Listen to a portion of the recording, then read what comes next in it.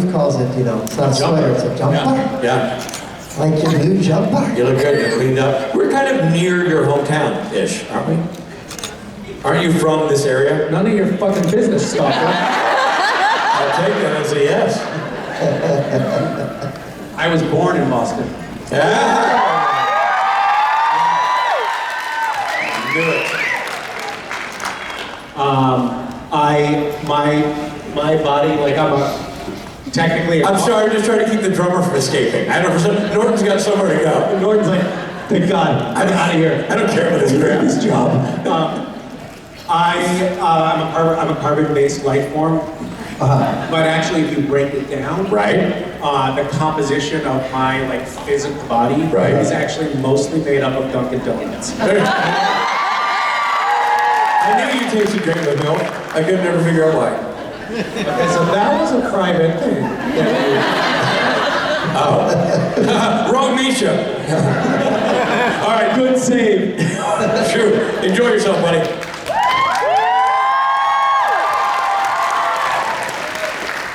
I like what they've done here. It's like there's actually no room on the stage because Norton's drum set is like right at the front. Thanks, Norton, for all the space here. That's okay. I don't need to be on the stage. Hi, everyone. Hi. We'll be patting the chair next to you, like if there's not room up there, you can come down and just sit in the audience. That'll be great for everybody. Hi. But seriously, I do feel like I'm about to fall off the edge of the stage. Hi, it's nice to be in my hometown. How many of you are actually from like the Boston metropolitan area? Motherfucker. How many of you are massholes? You better fucking believe it. So great to be back home. I have a lot of family here. I've been having a chance for the last couple of days to go say hi to my sister, my stepmom, my dad. And, those are the only family members I still talk to. It's so great to be here. Why haven't we been in Boston? That's a great question. Right? We wanted to know that. Then I see you and I remember why we haven't been here. Because of those fuckers. I'm going to steal something. It's probably Jensen's probably going to tell this story when he gets up on stage. I'm going to let him tell this. So when Jensen starts to tell this story, just let him know. No, dude, get your own material. Misha already told this story. So this is just like quintessential Boston. He was at Logan Airport, and it was like a busy travel day. There had been some storms, flights had been canceled. Logan was a mess. Logan's always a mess. And the gate agent gets on the PA and says, all right, everybody, they're deplaning the other plane right now, and I want everybody to get organized. I don't want anybody fucking with your bags. What the PA? Well, yeah, that's my business.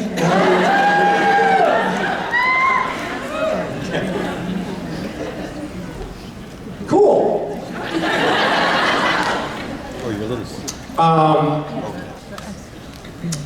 This is good that we can do this. There's no, as far as I know, as of today, effective today, there are no tariffs on fan conventions here in the U.S. But that could change in the next few hours, so we'll keep you updated as things unfold here. Hi. Let's talk. What do you have some questions? Hey. Hey. My name is Antonia. I know what your name is. This is from. Antonia smells like maple syrup.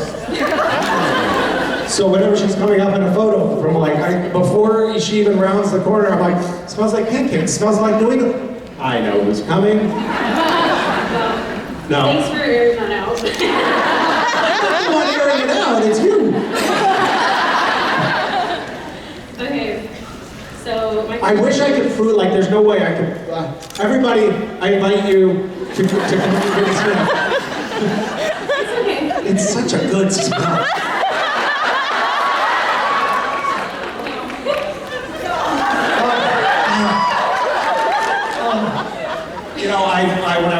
school, I worked in a maple sugar house, and we did it like old-fashioned style. I mean, of course we did. It was when I was in high school, so it was like 60 years ago.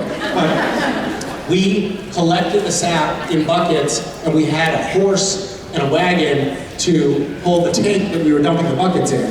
And then we boiled it in a sugar pan in the sugar house using wood in a fireplace. Like, it was real old school, but it's a real, like, it reminds me of, actually, the smell, your smell, reminds me of forced child labor. There's one from this house. Okay. Okay, can I ask you questions? Yeah, you can ask your question. I will answer any question about maple sugaring. Okay, so my question is, what, in your opinion, is the most annoying trait that a person could have? Probably having like a very distinctive odor.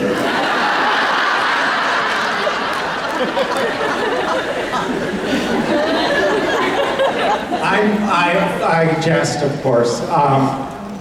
I think the most annoying quality in a person is when they say reflexively no to things. Drives me up the fucking wall. Like, oh no, I don't think we can do that. I'm sorry, yeah, that's gonna be, like, it's just, you know, the people, the naysayers, the people who say, especially when they work in customer service. You know, when you're on the phone with someone and there's like, yeah, I don't think we can help you with that. And I'm the kind of person that's always trying to find a solution, always trying to find a way to get to, like, figure out how to make something happen. And it kind of drives me up the wall when people reflexively say no, or that can't be done, or that's too much of a hassle, or whatever.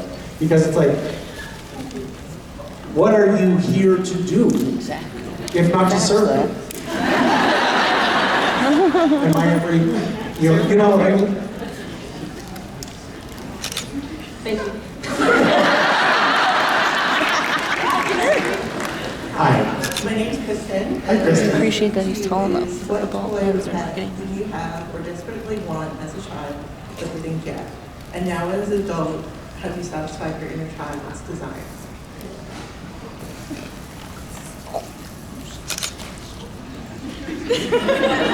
I mean, the toys that we had when I was a child are now largely obsolete. You know, I really wanted a Cabbage Patch doll. But we were too poor to get a Cabbage Patch. Speaking of sob stories, again, hi.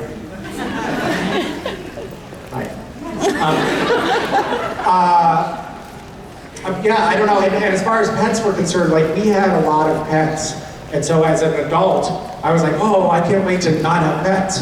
So now my kids are really like, really gung-ho, they want animals, and they're not like, oh, you know, Dad, I really want I would love to get a gecko or something like that. They're like, my daughter is completely fixated, she wants a Highland cow. And if I don't get a Highland cow, I'll ruin her childhood, and she'll just be like overwhelmed with disappointment every time she sees me. What's that? Give it to Mason. Well, okay, where do you propose I put the Highland cow? I'll be like, Mason, you know what, I would say no, but there was a woman in the audience who really persuaded me. She just said to give it to you, and if it dies, it's on you. I have noticed, like, we've had animals come through the house for little stretches, and it's like every time it's been like, I promise I am going to take care of the animal. I will do everything. And then it's like day 2, and hey, before bed, will you take the dog outside so it doesn't pee in the house? No, I'm too tired. Fuck you.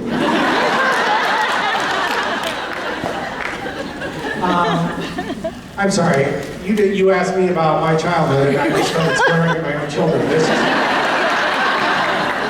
went really off the rails there. I personally wanted rabbits when I was little, and now as an adult, I have 2 pet rabbits. And I think rabbits are delicious, so. We had rabbits. I got rabbits when I was, okay, she's leaving now. I got rabbits when I was like 7 for Christmas, and they very quickly got quite large, and then my dog ate them. Jeez. That was cool. Same thing happened, we had chickens, and the same thing happened to the dog. Very sweet dog, but he didn't want to share, so he took out all the other pets. That's a bit aggressive. On that positive note. Yeah. Hi, I'm Sylvia. Hi, Sophie. And my question is, when you are getting ready and you really want to get pumped up to, I don't know, do something like a workout or go to a protest, what's the top song on your playlist? A workout or a protest. Yeah. You know, I actually go through like weird cycles with the things that I listen to. Sometimes I'll go, you know, like I'll go for a run and I'll listen to like hard techno or something that's like just got like a really driving beat and no lyrics. And sometimes I'll listen to Ezra Klein's podcast. So it's, nobody knows what I'm talking about here, but like really boring like NPR political wonks. And I'm like, running. I vacillate wildly there. What about you? Rage Against the Machine, probably. Oh, good choice. Very good choice. I find that whatever they're playing in the gym is usually not what I want to listen to. Although it also seems like when it's not at all uncommon for me to be in the gym and to see Supernatural on the screen. And I don't know if they like do it because I'm coming in, like as a reminder, like you better work out, because look what you look like.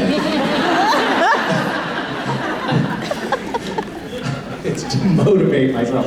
Look, it's like holding up a mirror, like, come on man, you gotta do better than this. Yeah, well thanks for the question. Thank you. Yeah. Hi. Hi, my name is Sasha, first time convention goer. Hi, Sasha. You guys were here, I was graduating high school. My question is basically... Oh my God. That makes me feel so old. My question is basically how much Massachusetts personality like do you have left? Like have you been to Dunkin' in the last 6 months or?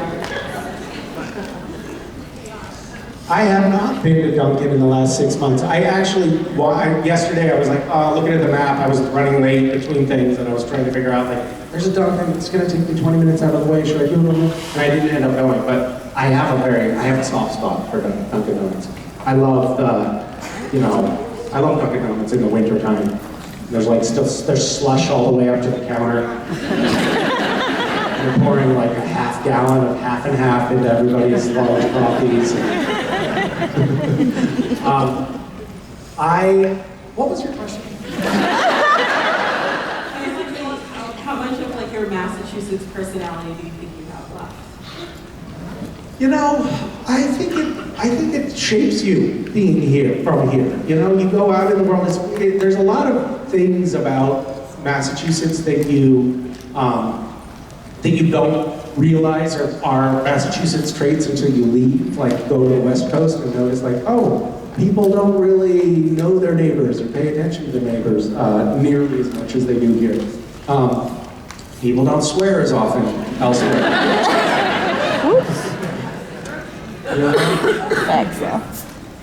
And when I was born, I mean, I'm 50, and I know I hear gasps in the audience. Oh my God, you look so much older. So often I'll be today someone came up to me in a photo ops and said that they were 50 and they looked young, and I was like, oh my God, that's so awesome. Like, that's never what happens. Usually people come up to me, it'll be like an old woman, clearly on her last legs. She'll say, looks like she's had a hard life, but ready to go. And she'll say, you know, you and I, we have the same birthday, exact same birthday.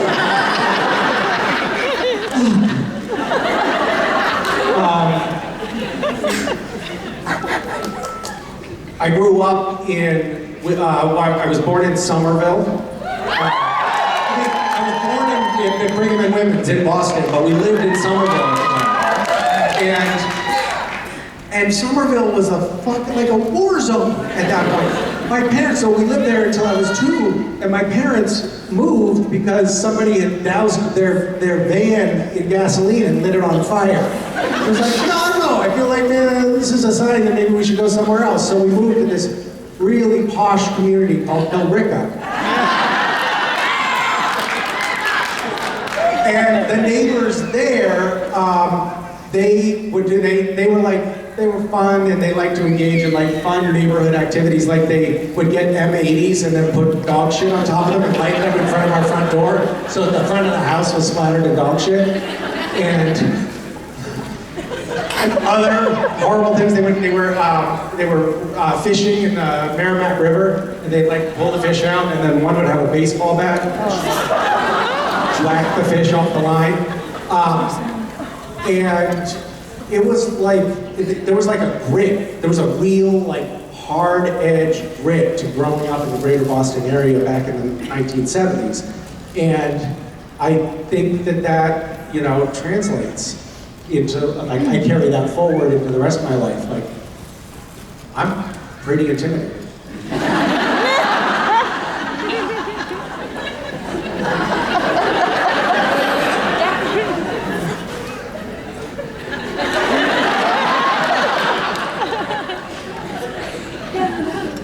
Thank you. Hi. Hi, my name is Wait, hold on, there's a follow-up. Oh, sorry. Thank you for answering my question. The only thing I was going to say is the swearing is definitely Massachusetts, because you'll talk and they're like, why are you throwing so many F-bombs? Like, that's what I fucking do all the time. Please don't swear in here, there are children. It's just a little fucking inappropriate.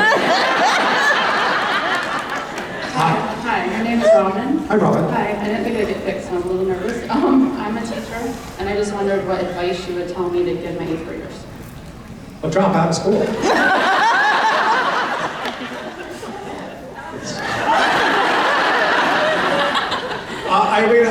I said that, and I meant it as a joke. Although, what a weird time that we're living in. I recently was talking to a dear friend's niece, who was just graduating from college, and she got a degree in nonprofit grant writing. And I was like, oh, that's too bad. Because like, that's not gonna be a job in 3 years. AI is gonna do all of that. AI is gonna do so many things. Like, I've gone through stages with my kids of like thinking like, oh, just follow your bliss and study whatever. And now I'm like, kids, you're going to be obsolete soon. So, there are so few things. I mean, it's really an interesting moment, and I actually wonder about the future and fate of education and what is going to happen to kids. I'm not a doomsdayer, but it does seem like the apocalypse is coming. So anyway, glad I could be I've been teaching for 24 years, and yeah, I'm kind of glad I'm not just starting. Yeah. But it's still, I love them, but yeah, the kids always keep me going. Well, thank you for your service. Thank you. Thank you. Hi there. Hi, how are you today? I'm very well. Good. I was wondering, because Castiel, his strength is in his compassion. Do you lead your, choices through your heart or through logic and reason? Wow, what a deep question.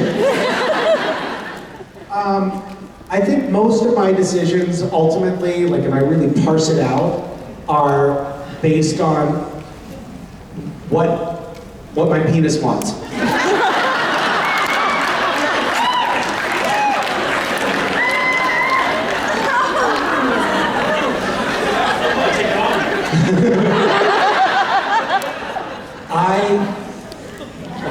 I think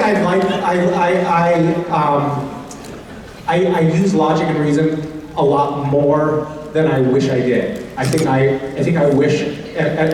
try to live a more intuitive and like following my intuition and my heart life, but I end up being a little bit more like deliberate and calculating, and I think that that's probably just because like,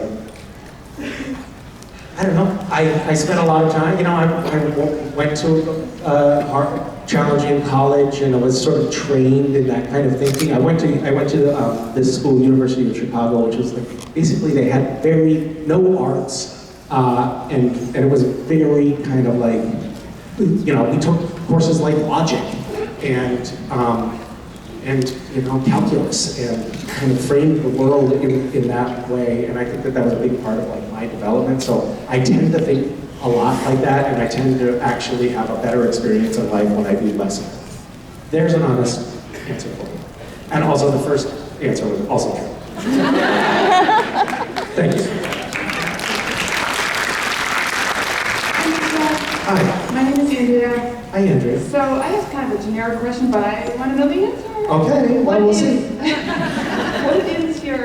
What was your favorite episode on the show, Supernatural? My favorite episode was The French Mistake.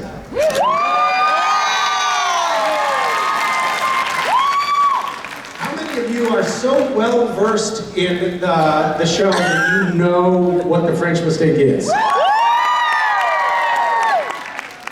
I'm the kind of person that will watch a show and love it, but then be like, I don't even remember the main character's name, let alone ever remember the name of an episode of the show. When you asked the question and I responded with The French Mistake, I silently in my head pumped my fist. I was like, I can't believe I remembered the name of an episode.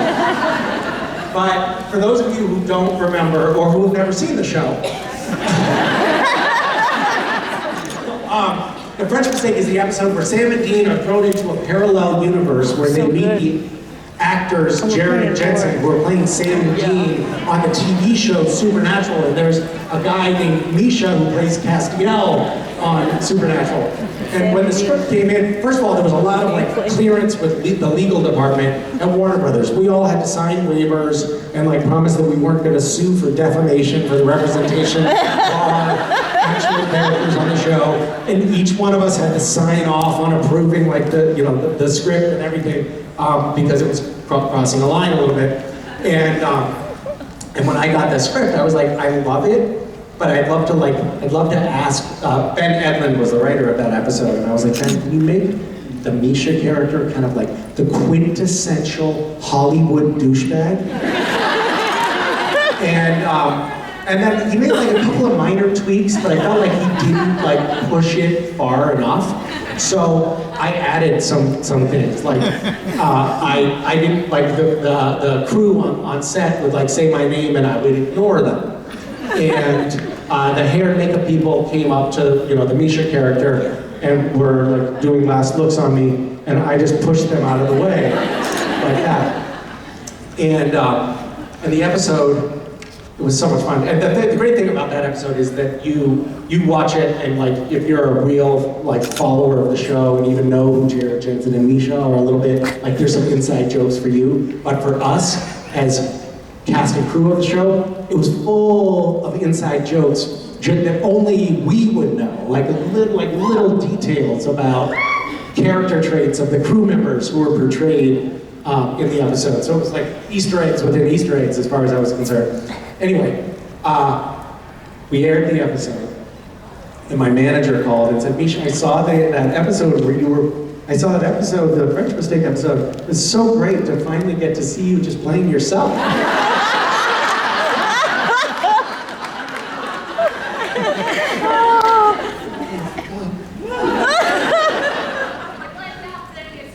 Jared, we all played sort of like there were little like germs of truth in all, like the Misha character was like on social media. I don't do that, but the Jared character was like super vain, and he had like alpacas and this giant portrait of himself on the wall of his house in the episode, and I think he has like some rare, weird farm animals now. Like he doesn't even realize that he was actually playing right into it. And when we finished filming that episode, he was like, oh my God, that was hilarious, it was so much fun. What are you guys doing with that big portrait? So he has it now. Stop. Hi. Hi. My name is Theo. Hi, Theo.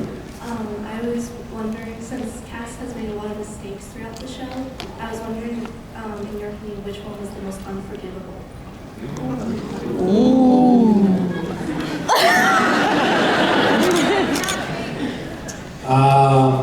Well, yeah, he really didn't he? I think the whole, like, becoming God and unleashing all the Leviathan was pretty bad. Like, that's the kind of thing that really ruins friendships. You know? Do you have anything, another one in mind? I was just going to say the Leviathan one. Oh yeah, okay, we're on the same page. I was also pleased with myself for remembering that just now. Yeah, I think we filmed it like 12 years ago or something. It's been so fucking long. That was season 7. I'm like an encyclopedia. That was season 7. So yeah, that was a long time ago. That was whatever number of years ago. 13 years ago, wow. How many of you watched Supernatural when it was, like, from the beginning, when it was airing on TV?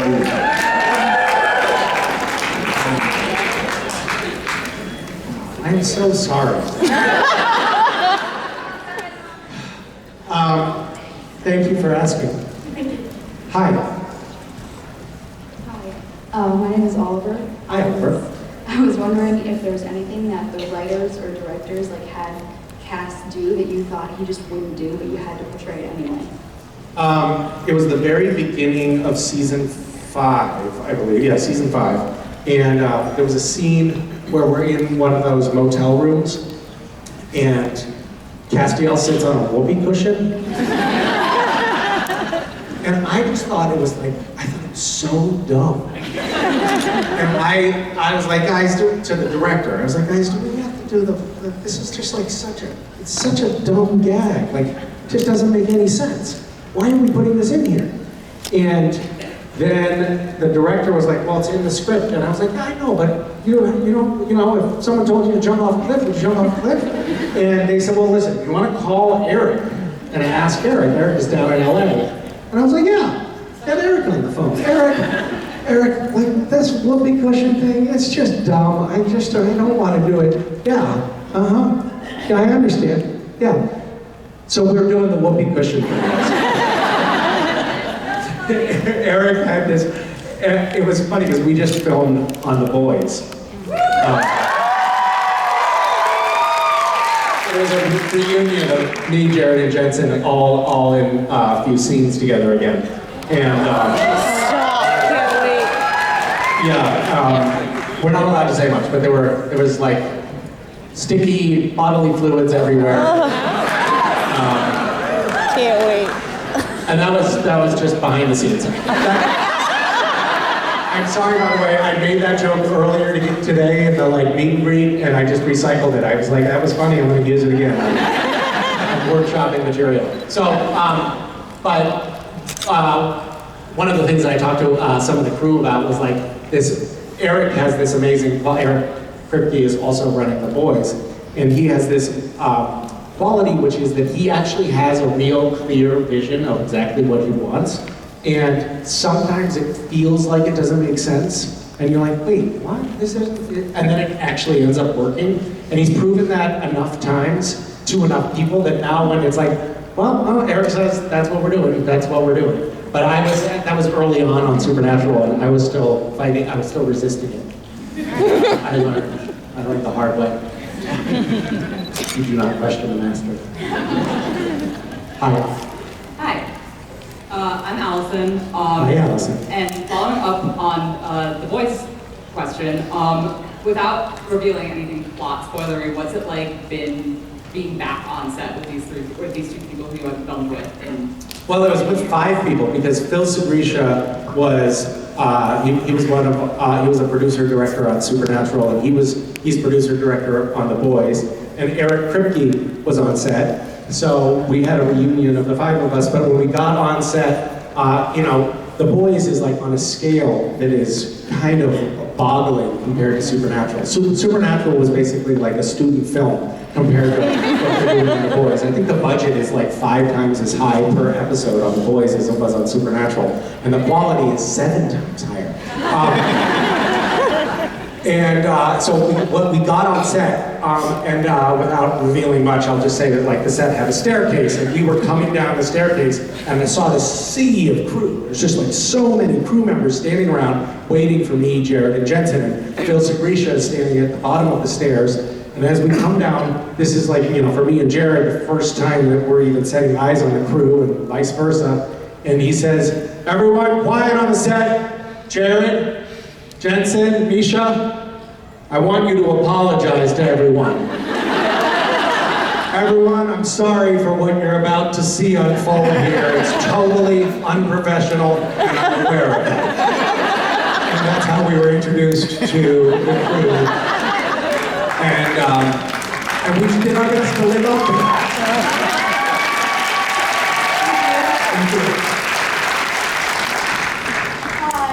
Hi. By the way, Allison, I'm sorry to cut you off. As a follow-up, we were totally unprofessional on Supernatural. And I've been on other sets subsequently, and I'm like, oh my God, how were we not canceled in every sense of the word?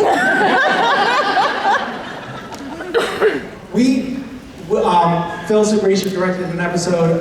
It was like that Stepford Wives episode. It was like really me and Jared were very heavy in this episode. And there was this one scene where Jared tackles me to the floor in a diner, and it was Sam tackling Cass, but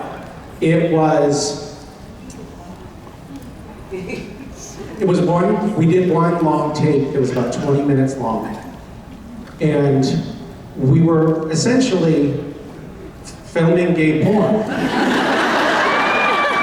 And the crew was like, tears like streaming down her face, crying with laughter, completely wildly inappropriate stuff. And Phil was also, he had voluntarily taken on the task of putting together every year the bloopers reel that would go on the DVD as a special feature. And he was like, oh my God, this is gonna be gold for this year. Like, this is gonna be the whole blooper reel, this is wonderful. And then the blooper reel came out, and none of that stuff was in it. And I was like, I called Phil, and I was like, Phil, what about the stuff from that diner floor sex scene? And he was like, yeah, I watched it, and it was some pretty funny stuff. I erased the drive that was saved on, because it would ruin all of our careers.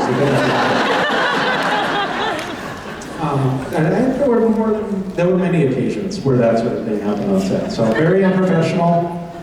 And I'm sorry, and if eventually something's going to get out, that we'll all be canceled. But we had a good run, and we had a lot of fun all the way through it.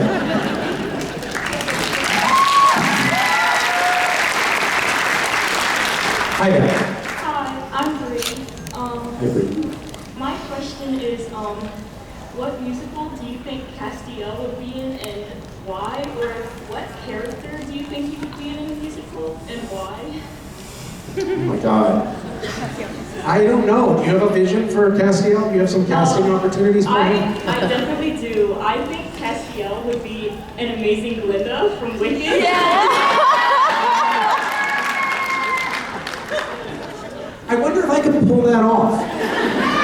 Like, so thoroughly ride the coattails of my former glory that instead of being the actor who's portraying Glinda in Wicked, I bring Castiel into the role as the only recognizable version of myself. That's a very interesting career advice that you've given me there. Thank you for that idea. Yeah. I think Cass, I think Cass really could flourish. His singing isn't great, and I don't know why that is, because he did have a couple of opportunities to sing, and I noticed he wasn't really great at carrying a tune. We had that episode where Castiel was like babysitting, and he ends up singing the theme song to The Greatest American Hero.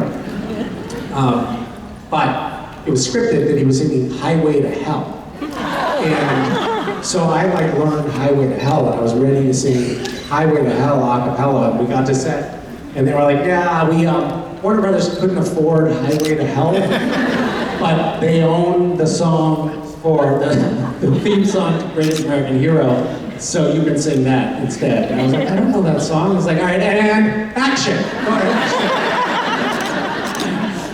It was great. Thanks for bringing up that traumatic memory. Hi, Misha. I'm Jen. Jen. I'm from here as well. My mother actually and my husband actually from Somerville. So. Oh shit! Yeah.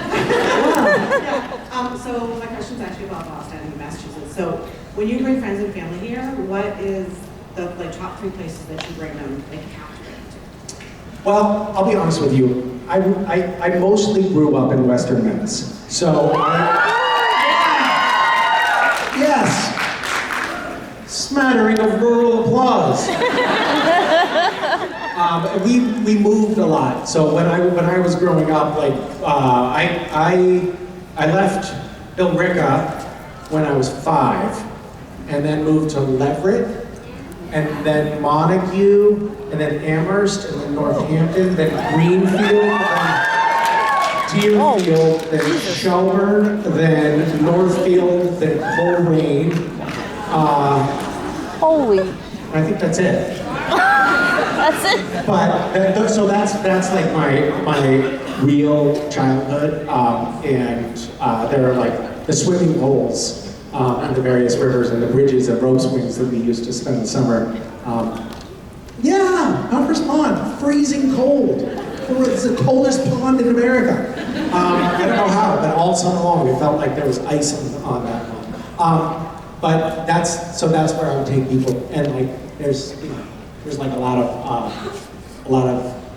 nostalgia for me in Western Mass. It's like the foothills of the Berkshires. It's beautiful out there. It really is. And and it's also got its like rough underbelly as well. Like the hub for a lot of my growing up was this town, Greenfield, Massachusetts. And Anthony Bourdain did an episode of his show, which was about the heroin highway and the opioid epidemic. And he spent a lot of time in that episode in Greenfield, Massachusetts, talking about people who had just been hammered by the opioid epidemic. And that, like, it's one of the, it's like this, there's so many of these stories in communities throughout New England, but this was like there's a tool and die mill town, and the mills shut down, and then people were left without jobs, and then a couple of box stores opened up on the outskirts of town, and they desiccated the businesses downtown. So there was like this, it felt like there used to be a thriving economy and a community here, and that had been taken away, which is almost harder than having started with nothing. And it was like, there were a lot of hard things about it, but it felt like we were somehow all getting through it together. I don't know if that makes any sense, but yeah, I love going back to Western Mass. Thank you. Thank you. I'll tell you, I have just a little story.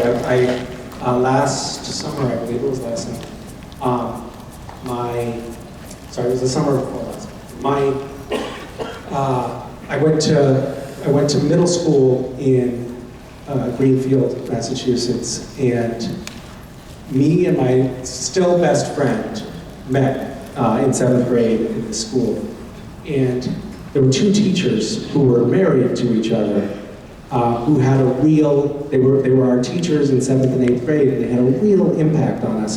It was more, the husband really had an impact on me, and the wife was really a mentor to my still best friend. And they had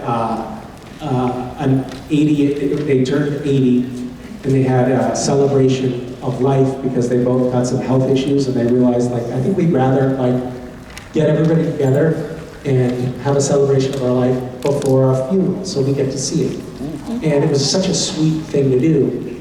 And they invited me and my friend Darius to come to this event all these years later. You know, it's really 40 years on. And we gave speeches at this event with a couple hundred people there who had known them for their whole lives. And it was such a lovely thing for me to actually be able to share with these two people the gratitude that I had for them taking these two kids and like really, it kind of conveyed to us, like, we believe in you, you can do something with your lives. And they took the time and attention to help us gain a footing in that very fragile phase of life. And I'll forever be grateful for them. But somehow, it felt like the kind of thing that would happen in Massachusetts. Like the teachers that I had growing up in this shitty little town, sorry, Greenfield, I love you. But the teachers that I had just were like, they were pouring their blood, sweat, and tears into these kids. Like it was the only thing that mattered in the world. And that's like, there's something about that fiery commitment to community that feels unique to me. And maybe it's just because that was the community that spawned me, I don't know. But I feel like I don't see that when I go other places in the world.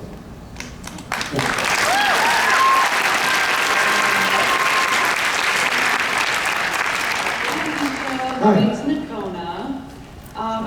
Wait, can you say that again? Nakona. Hi, Nakona. Hi. My question for you is, what would Castiel's very secret guilty pleasure on Earth be? And would he tell Sam and Dean about it, or would they find out themselves? I think probably Dean would find out. He like wakes up and he's like, "Fuck, what the fuck are you doing, Cass?" Come on, Steve.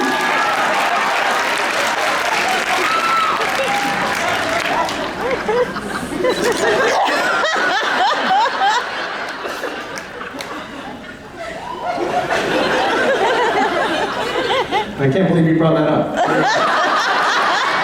Very inappropriate. Thank you.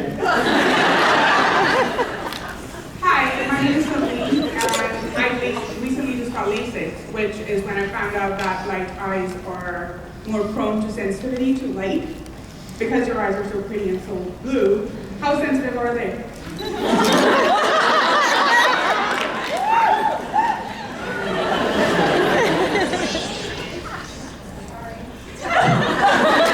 Is that your reader?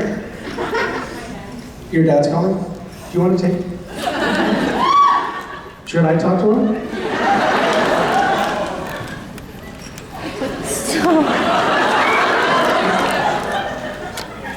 What's your name? Hey, Jose.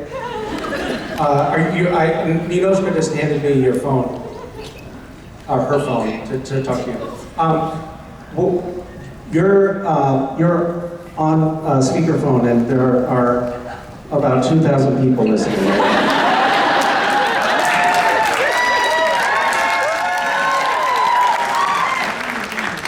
Do you know where your daughter is right now? Yes, she is. Yeah, well, she's doing some pretty unsavory stuff. So I think you should know this. She's joined a cult.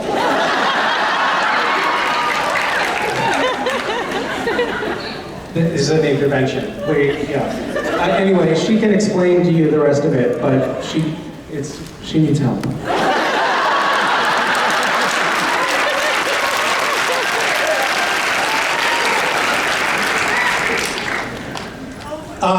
Have you used that pickup line before? Because I feel like it's very, very effective. It takes you, because a lot of them are like, are you an angel?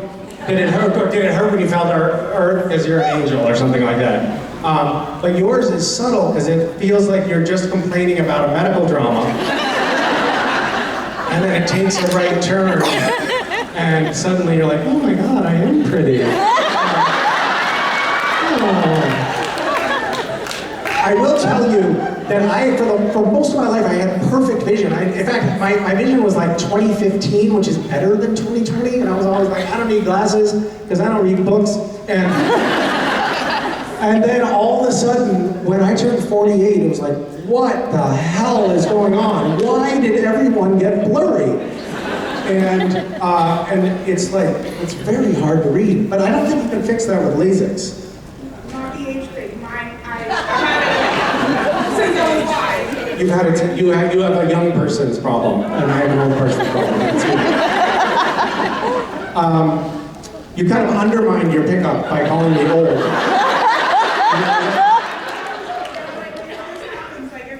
If it continues on, we might not be able to fix it again. I'm like, thanks for letting me know. I'm already spending so much money, so thanks. But they were still saying, like, you're still young enough to make it happen, which is nice to hear. Yeah. Or they were just trying to take your money.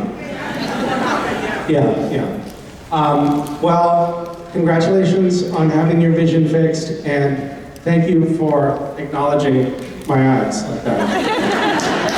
Very good. Hi. I'm Misha. I'm Kimba from New Orleans. Hi. What are you doing all the way up here? Well, I got on a plane. Tell us every step of the way. I'm just happy it landed safely these days. Congratulations on that. My question for you is, now that you're familiar with the boys' universe, what do you think Cass, Sam, and Dean would do if they were French mistaked over to that universe? Love that question. Jesus, I don't know. I shudder to think. They would probably try to do like a reunion hero-gasm party or something. Get everybody back together. They're quite, some of those, Castiel probably could give Homelander a run for his money. I'm talking about Castiel season 4 or 5, not Castiel season 13, where he was like, I'm so tired. Suddenly Castiel became an old Italian woman. I'm so tired, I can't do it anymore.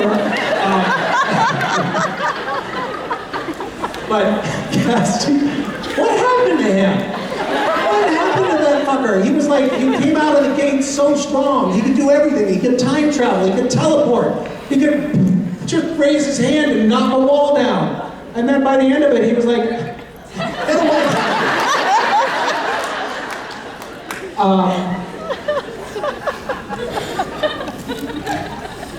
I think that they would probably try to take out Homelander. That's what I think. I think they would go for the they always go for the top. They always try to take out the top, whoever the top fascist dog is. They try to take it out. Like in Supernatural, they tried to they went after God. Which, by the way, how were there not massive protests against the show? They're trying to kill God. Everybody's like, yeah, that's cool, I love that show. I mean, priests, they're like, I love Supernatural.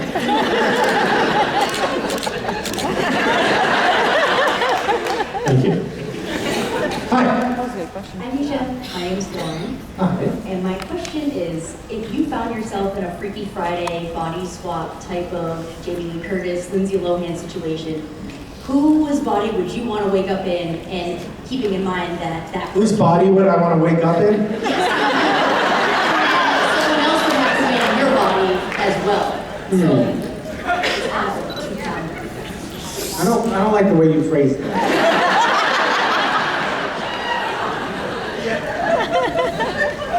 So whoever I wake up inside of, they're gonna be inside me too, huh? Yeah, that's a tricky one.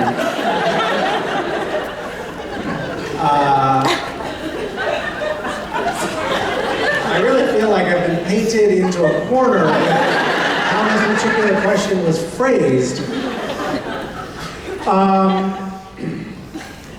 I think I would probably, this is for Castiel or for me? Oh, I've got a great answer. Castiel.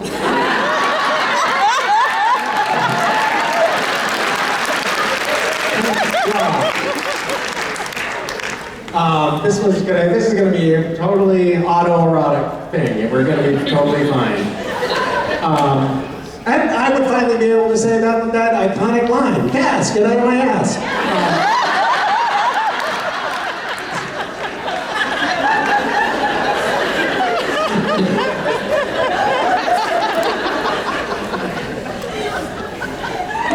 Shame on you as well. Hello. Hi, I'm Lisa. Hi, Lisa. Is there an episode or character from Supernatural that you gained some learning or insight that you brought into your own life?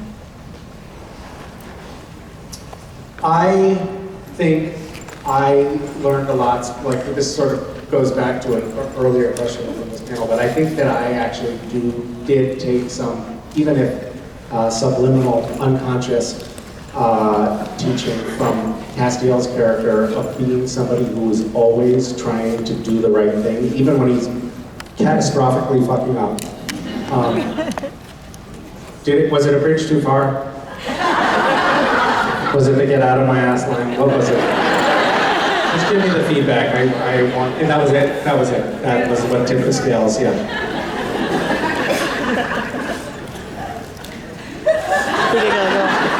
It's good to be able to get this real-time feedback. Like, you're leaving? Okay, so that's a bridge too far. Good to know. And thank the rest of you for sticking around. So I feel like I actually took some kind of instruction from that, of just having that kind of true moral compass where you're always trying to do the right thing. Even if you screw up, you pick yourself up, and you start again, and you try again. And then I would say, in a more practical level, working on that show for so long. I worked on Supernatural for 12 years, and we worked with cast and crew who had largely been there for even longer than I had. A lot of the, our camera department, much of our camera department was there from day one.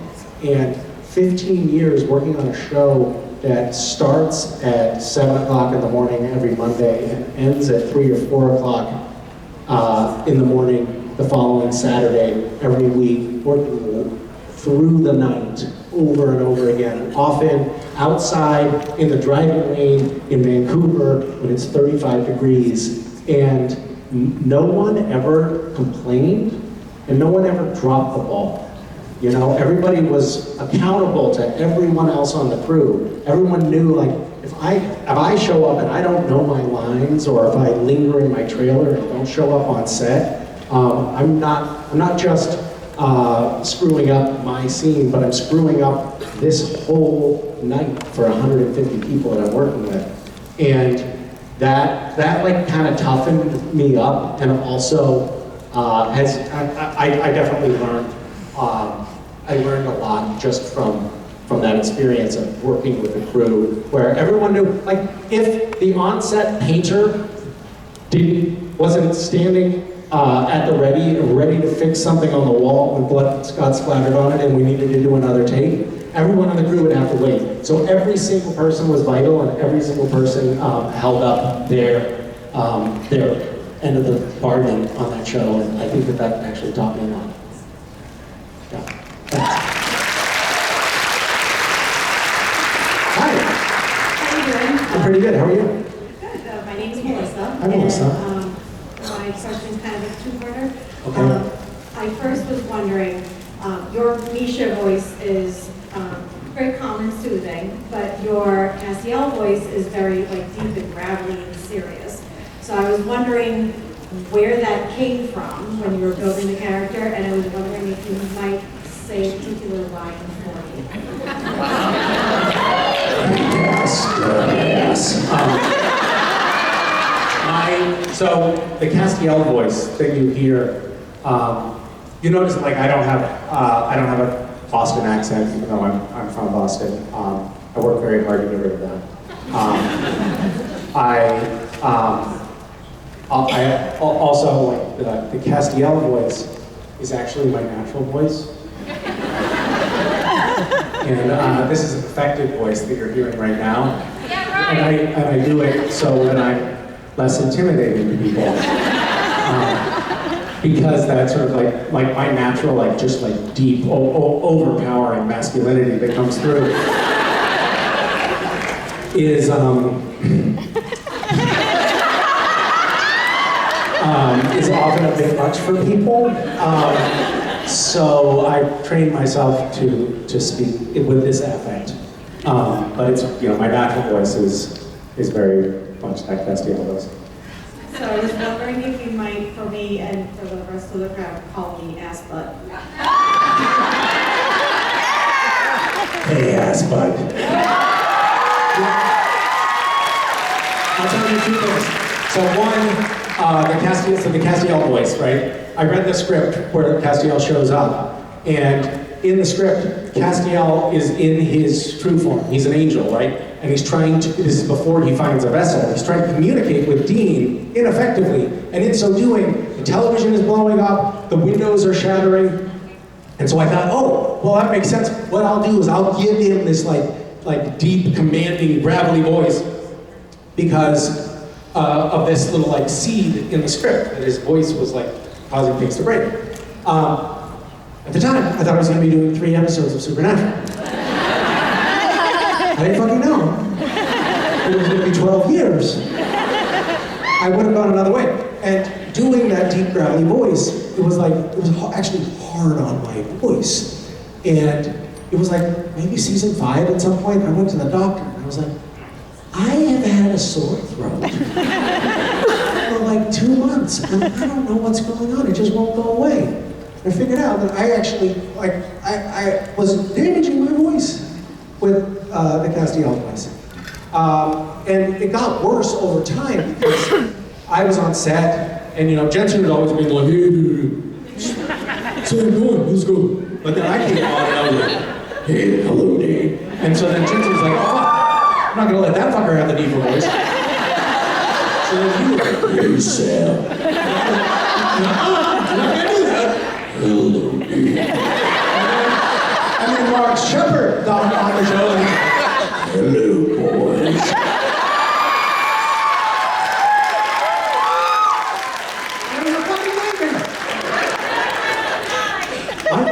My voice started it started to make weird popping sounds. There was something like it was giving out, right? And the sound guy came up to me one day and he was like, Misha, we finally figured out what's going on. I bought all new microphones because I thought there was something wrong with the microphones. Because when they would get into the editing booth for Supernatural, there would be these weird little clips, like these little peek out on the equalizer clips. And it was like my voice making these weird popping sounds. And they thought there was something wrong with their equipment. There was something wrong with my equipment. Which, there never is something wrong. And such a child. But somebody in post-production then had to go in and edit in the audio editing software, edit out these little spikes in the audio on every bit of dialogue that I recorded. There'd be these weird clips, they'd have to go in and edit. So I actually gave somebody a job. Yeah, I could probably keep talking about the Castiel voice. There's probably a lot to mine there. Thank you. Thank you. Hi. Hi, my name is Jenna. Hi, Jenna. I recently graduated. Congratulations. Thank you so much. Are you gonna, what did you graduate from? College. Congratulations. Thank you so much. What are you gonna do when there's no jobs? Yeah, so I actually for the first time I'm experiencing the world without the structure of classes in school, and it's a little weird. And I just didn't know if you had any advice from when you were 22 that you can recall. I can tell you lots of things not to do. I remember that time very well. there was something about the structure of school and even like I took a year off from college, and I had this like condensed period of time, and it was a time when you could get internships and do cool things, and I filled it up with so many great things. And I was like, God, not being in school is amazing. I can't wait to get out of school because I'm just like, this whole universe of things to do. It's gonna be awesome. And then I got out of school, and I felt like I was paralyzed by the opportunities. Not like people were knocking down my door asking me to do things, but just like I could go in any direction. And I felt like if I made any one choice, I'd be closing all the other doors. And so I was just like, I basically just stood there, like paralyzed with a decision for a year, trying to figure out what to do. And it's actually like a really hard thing to figure out. And I would volunteer a couple of pieces of advice that as you get older, you'll be able to see it here as well. One of which is, life is actually quite a bit longer than you think. When you're 22, you think like this year is so important that I've got to figure it out right now. The truth is, like, you've got time. You like give yourself the time and space to figure things out, be patient with yourself. You can change careers, you can try something and then try something different. Iterate, experiment with things, sample, see what you like, what you don't like. And I think that people who do the thing that they love rather than doing the thing that they think they're supposed to do end up being much more successful in life. So find out what you love and then go after that thing.